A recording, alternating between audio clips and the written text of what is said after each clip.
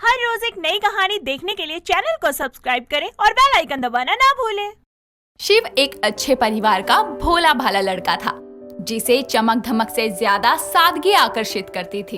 एक दिन उसकी बहन मनीषा उसे बोलती है, भैया माँ केदारनाथ जाने से पहले बोल कर गई थी कि ये सारा स्टोर रूम का सामान कबाड़ी वाले को बेच देना, तो क्या आप प्लीज किसी नौकर को बोलकर ये सामान बिकवा दोगे? आज तो आपका ऑफ है ना, और मुझे मेरे दोस्तों के साथ क्लब जाना है और आने में देर हो जाएगी। इतना कहकर मनीषा घर से बाहर चली जाती है और शिव अपने कामों में लग जाता है।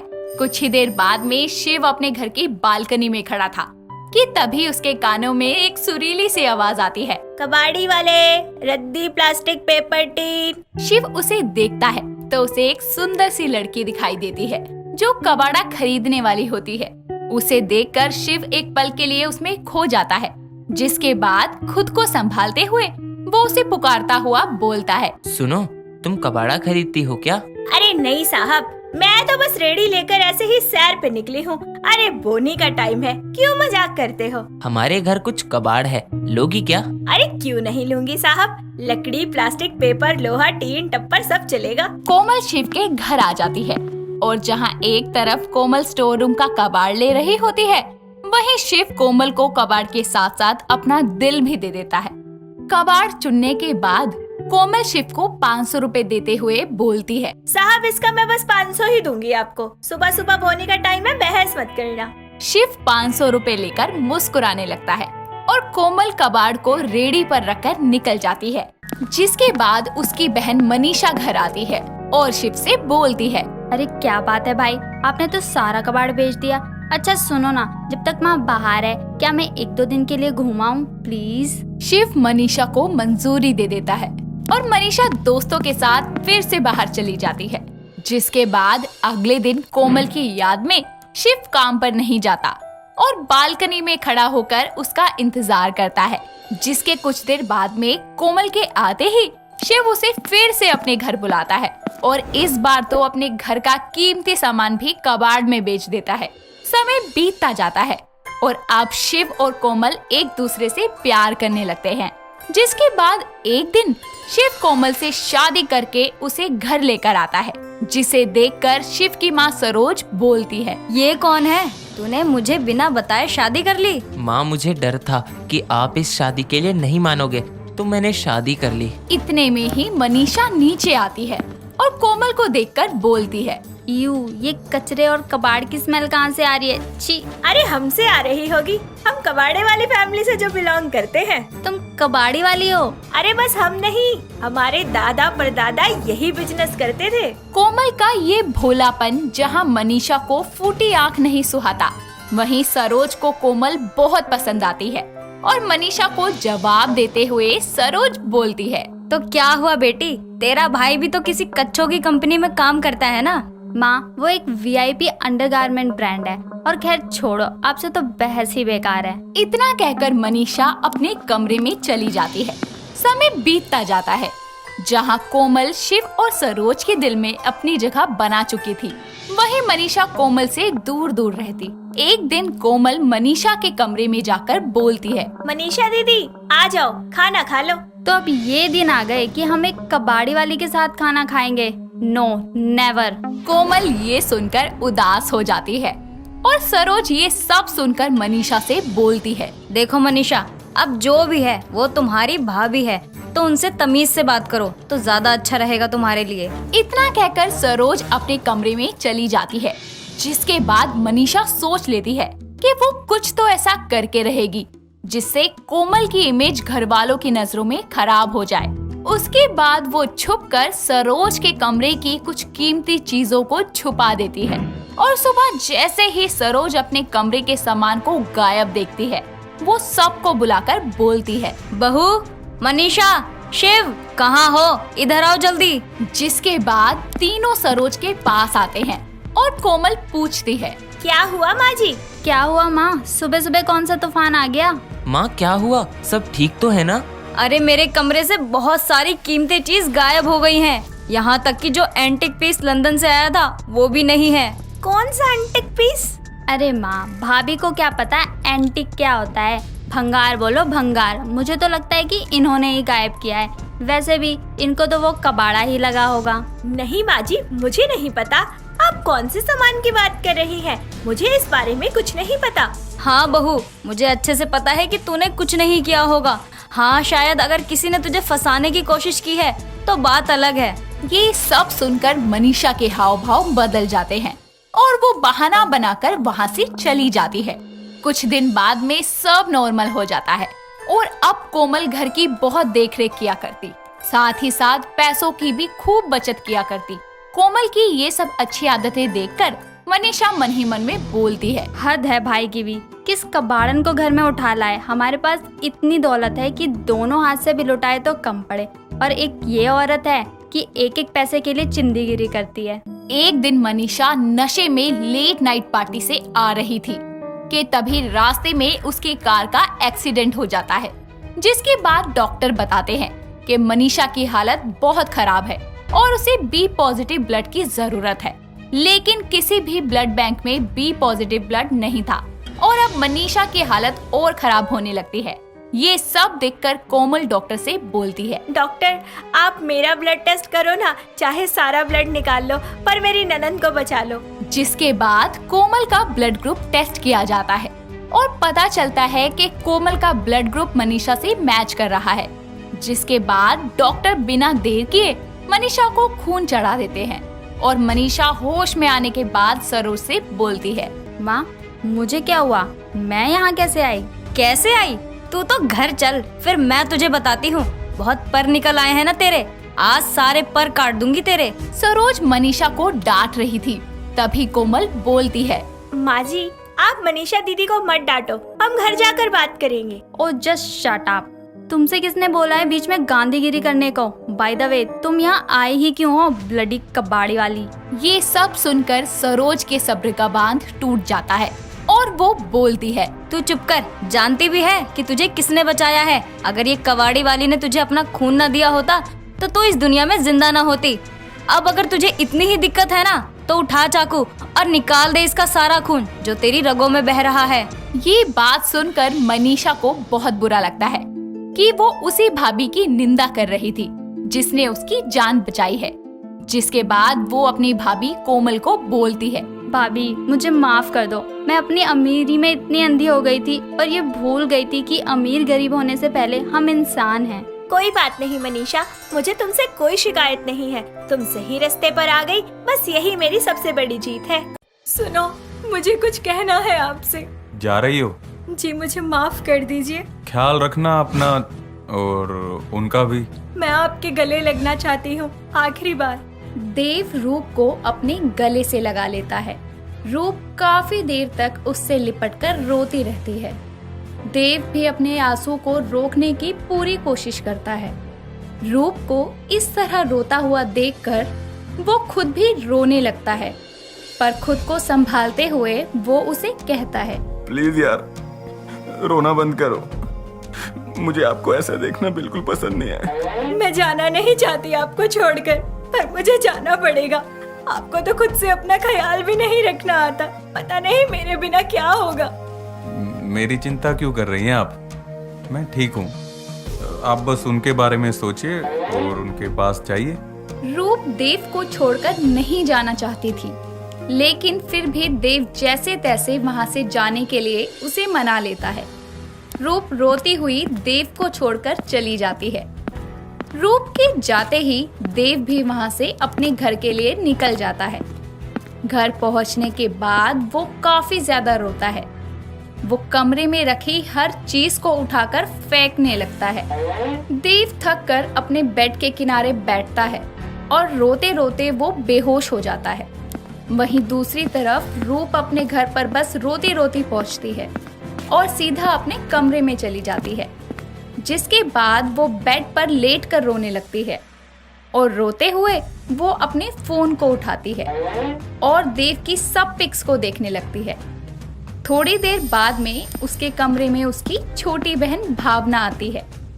भावना रूप को ऐसे रोते हुए देखकर उससे बोलती है, क्या हुआ दीदी, आपको ऐसे रो क्यों रही हो? रूप भावना की आवाज को सुनते ही जल्दी से उठती है और उसे अपने गले लगा लेती है। उसे देखकर भावना काफी परेशान हो जाती है, जिसके बाद वो उसे बोलती है, देखो दी, आप शांत हो जाओ, नीचे जीजू आपका इंतजार कर रहे हैं। क्या वो आ गए? जी दीदी, अब आप रोना बंद करिए और नीचे चलिए मेरे साथ। मैं उनके सामने ऐसे नहीं जा सकती, वो क्या सोचेंगे मुझे ऐसे देखकर। तुम चलो, मैं आती हूँ। ठीक है दी, आप जल्दी आ जाना, सब आपका नीचे वेट कर रहे हैं। भावना रूप को बताकर नीचे चली जाती है और रूप बाथरूम में जाकर अपना मुंह धोती है। फिर भी उसके आंखों के आंसू रुक नहीं रहे थे। वो जैसे तैसे अपने आप को संभालते हुए नीचे जाती है और जाकर आदित्य के गले लग जाती है, जिसके बाद वो उसे कहता है, क्या बात है रूप, तुम ठीक तो हो ना? जी मैं बिल्कुल ठीक हूँ। नहीं, तुम झूठ बोल रही हो, मुझे महसूस हो रहा है। क्या छुपा रही हो मुझसे? आदित्य के ऐसे सवालों और उसके ऐसे बर्ताव से रूप परेशान हो जाती है, पर वो उसे सच नहीं बता सकती थी। वो उसे यकीन दिलाते हुए बोलती है, ऐसा कुछ भी नहीं है जान, वो तो बस मेरी थोड़ी तबीयत ठीक नहीं है, इसलिए आपको ऐसा लग रहा है। तो तुमने मुझे पहले क्यों नहीं बताया? चलो, मैं तुम्हें डॉक्टर के पास ले चलता हूँ। अरे इतनी भी ज्यादा खराब नहीं है कि डॉक्टर के पास जाना पड़े, मैं ठीक हूँ। जरूरत है, हम अभी चल रहे हैं। रूप उसे मना नहीं कर पाती। आदित्य रूप को डॉक्टर के पास लेके जाता है। वो दोनों जिस डॉक्टर के पास जाते हैं वो उनका फैमिली डॉक्टर होता है। वो पहले से ही किसी और पेशेंट को देख रहा होता है। आदित्य और रूप थोड़ी देर उनका वेट करते हैं। कुछ देर बाद में डॉक्टर वार्ड से बाहर निकलता है तो आदित्य डॉक्टर के पास जाता है और उसे बोलता है, हेलो डॉक्टर। अरे आप यहाँ कैसे आना हुआ? सब ठीक तो है ना? जी, मैं तो बिल्कुल ठीक हूँ। ये मेरी होने वाली वाइफ है, इनकी तबीयत कुछ ठीक नहीं है। ओह अच्छा, आप बस 2 मिनट बैठिए, एक इमरजेंसी केस आया हुआ है। एक्चुअली किसी पेशेंट ने सुसाइड अटेम्प्ट किया है। ओह सो सैड। वो ठीक तो है ना? अभी कुछ कह नहीं सकते, खून बहुत ज्यादा बह चुका है। वैसे कौन है वो? मेरा मतलब है कि आदमी है या औरत है? लड़का तो 26 साल का है। अरे क्या नाम था उसका? हाँ याद आया, देव नाम है उसका। अपनी नस काट ली थी उसने। वो तो अच्छा हुआ कि उसका एक दोस्त उसे जल्दी यहाँ ले आया, वरना उसका बच पाना नामुमकिन था। क्या हो गया है आजकल लोगों को? छोटी छोटी बात पर अपनी जान लेने पर उतर आते हैं। बात छोटी नहीं थी यार, उसने किसी लड़की से प्यार किया और उससे शादी करनी चाहिए, पर उसकी शादी ना हो सकी। बस यही चीज वो सहन नहीं कर पाया। रूप डॉक्टर की बातें सुनकर खुद को संभाल नहीं पाती और वहाँ से भागकर सीधा क्लिनिक के बाहर आ जाती है, जिसके बाद वो जोर जोर से रोने लगती है। उसके पीछे पीछे आदित्य भी आ जाता है। उसको ऐसे रोता हुआ देखकर आदित्य उससे पूछता है, क्या हुआ रूप, तुम ऐसे बाहर क्यों आ गई और तुम रो क्यों रही हो? रूप अपने आंसुओं को जल्दी जल्दी पोंछती है, जिसके बाद वो जाकर आदित्य के गले लग जाती है और उसे बोलती है, सुनिए ना, हम घर चलते हैं, मैं बिल्कुल ठीक हूँ। ठीक है, चलते हैं। वो दोनों घर के लिए निकल ही रहे होते हैं, तभी सामने से आदित्य का दोस्त सचिन आ जाता है। उसे देखकर रूप घबरा जाती है और अपने आप को आदित्य के पीछे छुपाने लगती है, पर फिर भी सचिन रूप को देख लेता है और उसके पास आकर उससे पूछता है, रूप, तुम यहाँ क्या कर रही हो? तुम जानते हो एक दूसरे को? नहीं, वो बस 1-2 बार हम सेमिनार में मिले थे तो थोड़ी जान पहचान सी हो गई। अच्छा, तो ये बात है। रूप, वो मैं कह रहा था कि अगर तुम कुछ देर के लिए फ्री हो तो मुझे तुमसे कुछ बात करनी है। हाँ बोलो। यहाँ नहीं, तुम मेरे साथ थोड़ा साइड में आ सकती हो? ऐसी कौन सी बात करनी है तुम्हें जो मेरे सामने नहीं हो सकती? वो क्या है ना, इसे शर्म आ रही है अजनबी के सामने बात करने में। मैं जरा इससे बात करके अभी आती हूँ, ठीक है? अच्छा ठीक है, चली जाओ, पर जल्दी आना। सचिन रूप को एक कोने में लेकर जाता है और उससे पूछता है, ये सब तुमने क्यों किया? क्या मिला तुम्हें ये सब करके? आज मेरा दोस्त सिर्फ तुम्हारी वजह से मौत और जिंदगी की लड़ाई लड़ रहा है। प्लीज मुझे माफ कर दो सचिन, मैंने ये सब जानबूझकर नहीं किया। मेरे सामने हाथ जोड़ने से क्या होगा यार? जो होना था वो हो चुका। मेरा दोस्त तो मर रहा है ना। तुम जाओ, अपने होने वाले पति के साथ खुश रहो। ऐसा कहकर सचिन वहाँ से चला जाता है और रूप वहीं खड़ी रोती रह जाती है। आदित्य उसका इंतजार कर रहा होता है, लेकिन जब वो नहीं आती तो वो खुद ही उसके पास चला जाता है और एक बार फिर से उसे रोता हुआ देख लेता है। आदित्य रूप से बोलता है, यार मुझे अब तुम सब कुछ सच सच बताओगी या नहीं? मैं सुबह से देख रहा हूँ, तुम बदली बदली सी लग रही हो। वो मैं आपसे शादी नहीं कर सकती। ये तुम क्या कह रही हो? हम तो एक दूसरे से प्यार करते हैं ना, फिर अचानक से ये सब क्यों? देखिए, मैं आपको कुछ नहीं समझा सकती, बस इतना कह सकती हूँ कि अब मैं आपसे प्यार नहीं करती। मुझे माफ कर दीजिए। रूप ऐसा बोलकर आदित्य को वहीं छोड़कर देव के पास चली जाती है। देव अपनी आखिरी सांसें ले रहा होता है। वो उससे मिलने के लिए उठने की कोशिश करता है और कहता है,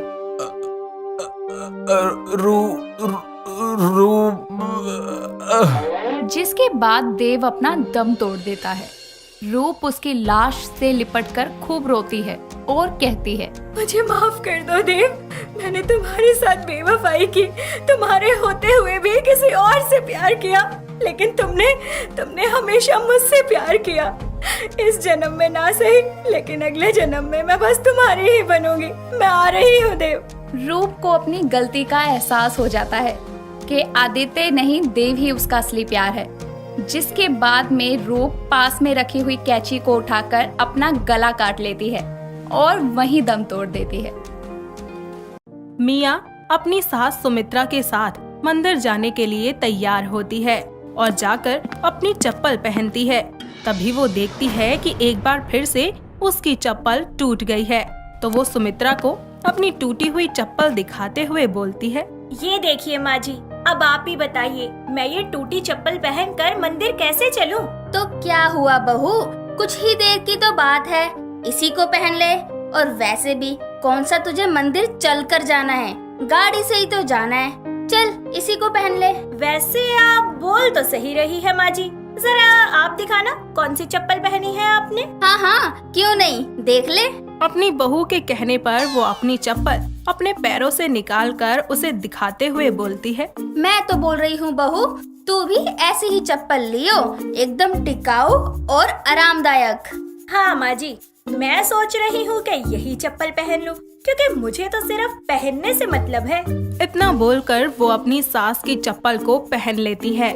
साथ ही अपनी सास को अपनी टूटी हुई चप्पल देकर बोलती है, आपकी चप्पल काफी अच्छी है और आपके पैरों से ज्यादा ना मेरे पैरों में अच्छी लग रही है।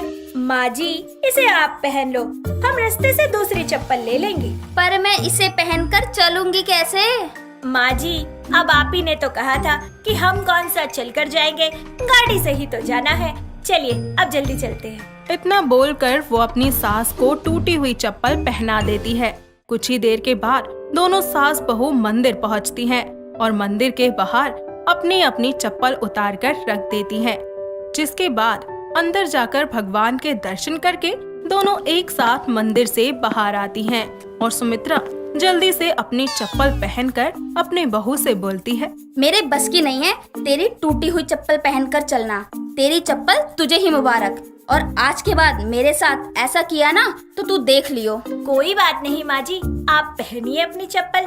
वैसे भी मेरे सामने इतनी सारी डिजाइनर चप्पल रखी है, मैं उनमें से कोई भी पहन लूंगी। बहू, अब तू मंदिर के बाहर से चप्पल चोरी करेगी? ये बोलकर वो मंदिर के बाहर रखी कुछ चप्पलों में से एक चप्पल पहन लेती है और अपनी टूटी हुई चप्पल को वहीं रखकर अपनी सास के साथ घर के लिए निकल जाती है।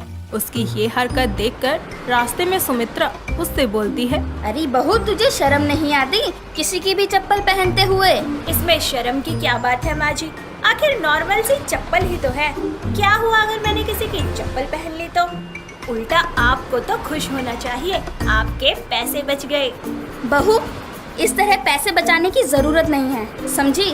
खबरदार जो आज के बाद तूने ऐसा दोबारा किया तो। दोनों कुछ देर के बाद घर आ जाती हैं। ऐसे ही कुछ दिन बीत जाते हैं और एक दिन मिया अपने पति विहान के साथ मार्केट जाती है, जहां उसकी नजर एक चप्पल की दुकान पर पड़ती है और उस दुकान वाले ने कुछ चप्पलों को बाहर भी रखा होता है, जिनको देखकर मिया विहान से बोलती है, विहान जी, मुझे एक अच्छी सी टिकाऊ चप्पल दिला दीजिए ना, जिसे पहनकर मैं कहीं आ जा सकूं। देखिए ना, ये भी टूटने ही वाली है। ठीक है, पर इस बार ढंग की चप्पल लेना जो चलें। जब आप मुझे ढंग की चप्पल दिलाओगे तभी तो लूंगी। अच्छा ठीक है मेरी माँ, अब चलो और जो तुम्हारा दिल करे जैसी चप्पल लेनी हो ले लेना, ठीक है। विहान उसको दुकान में ले जाता है, जहाँ पर दुकान वाला उसको कुछ स्लीपर्स दिखाकर उससे बोलता है, मैडम ये देखिए, इंडोर डिजाइन की स्लीपर, आपके पैरों पर बहुत अच्छी लगेगी ये। दुकान वाले की बातें सुनकर वो उस स्लीपर को ट्राई करती है और विहान से कहती है, विहान जी, मुझे यही स्लीपर लेनी है। इसके ऊपर जो छोटा सा गुड्डा लगा है वो कितना अच्छा लग रहा है। मैंने बहुत सारी लड़कियों को देखा है, वो ऐसी ही चप्पल पहनकर घूमती है।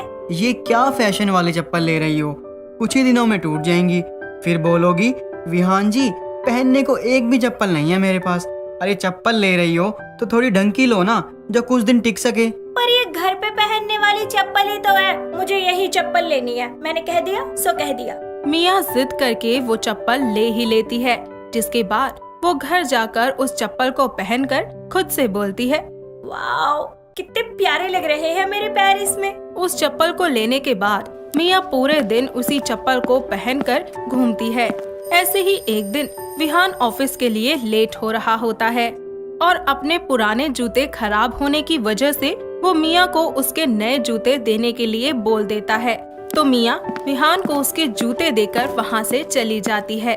विहान जैसे ही अपने नए जूतों को देखता है तो वो गुस्से में आवाज लगाकर मिया से बोलता है, मिया तुमने मेरे नए जूतों को कहाँ रखा था, उनको चूहों ने काट डाला। अरे इसमें मेरी क्या गलती है? अगर आपके जूते चूहों को इतने पसंद आ गए कि उन्हें काट ही दिया। तुम्हें हंसी आ रही है? पता है ये जूते कितने महंगे हैं, और देखो चूहों ने इसकी क्या हालत कर दी। अब मैं ऑफिस कैसे जाऊंगा? इसीलिए बोलती हूँ, जूते चप्पल सिर्फ पहनने के लिए ही होते हैं, तो उतना ही मतलब रखिए ना। अब देखिए क्या फायदा हुआ, चूहों ने आपके इतने महंगे जूते कुतर दिए। कोई सस्ते से जूते होते तो आपको इतना दुख न होता। अब प्रवचन ही दोगी या कुछ करोगी भी? यार मैं ऑफिस के लिए लेट हो रहा हूँ। विहान को लेट होता देखकर मिया अपनी सास के पास जाती है और उनको सारी बातें बताती है। साथ ही अपने स्वर्गवासी ससुर के जूते लेकर अपने पति को देते हुए उससे बोलती है, ये लीजिए पापा जी के जूते, आज इन्हें पहन कर जाइए आप। मिया तुम मजाक कर रही हो? तो मैं तुम्हें बता देता हूँ कि ये मजाक करने का समय नहीं है। यार मैं लेट हो रहा हूँ ऑफिस के लिए, और मैं ऐसे जूते पहनकर थोड़ी ना जाऊंगा ऑफिस में। अरे मैं कौन सा बोल रही हूँ कि ऑफिस पहनकर चले जाओ। अरे घर से पहनकर चले जाओ, रास्ते से नए जूते खरीद लेना। थोड़ा कॉम्प्रोमाइज तो करना पड़ेगा। ना चाहते हुए भी विहान को वो जूते पहनने पड़ते हैं और घर से कुछ दूर जाकर वो अपने लिए दूसरे जूते ले लेता है। ऐसे ही कुछ दिन बीत जाते हैं और एक दिन विहान मिया और अपनी माँ के साथ एक पार्टी में जाने के लिए तैयार हो रहा होता है कि तभी मिया उससे बोलती है, मुझे नहीं जाना किसी पार्टी में। क्यों?